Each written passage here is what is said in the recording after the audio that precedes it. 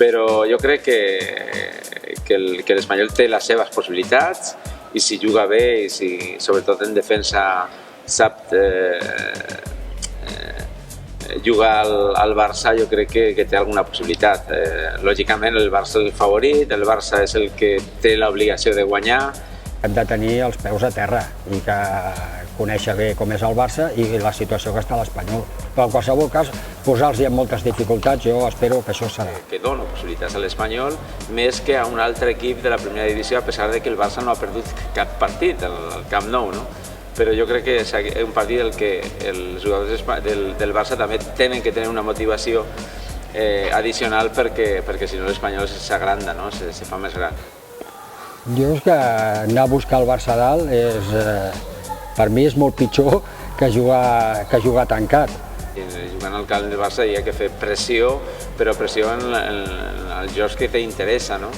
I luego el més important per l'Espanyol és que té que atacar també al Camp Nou. El que ha volgut jugar amb la seva filosofia de jugar obert, de buscar l'atac i d'anar a guanyar el partit d'aquesta manera, doncs al final el Barça ha guanyat amb uns resultats contundents. Però jo crec que canviarà, que no serà tan defensiu com va ser l'any passat perquè va sortir malament i aquest any canviarà alguna coseta.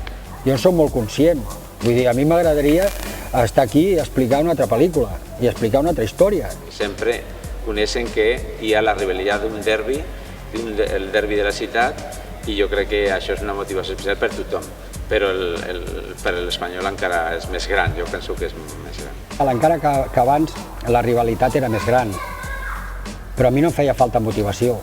Jo és que de petit he estat a l'Espanyol, amb 12 anys, i el rival ja era el Barça. Ja quan anàvem a l'infantil i al juvenil ja sabia que el meu rival era aquell.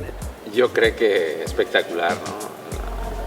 Perquè el Barça, amb els jugadors que té, dona sempre espectacle i l'Espanyol té bons jugadors també. Que els primers 10 minuts t'hagin fet 2 gols.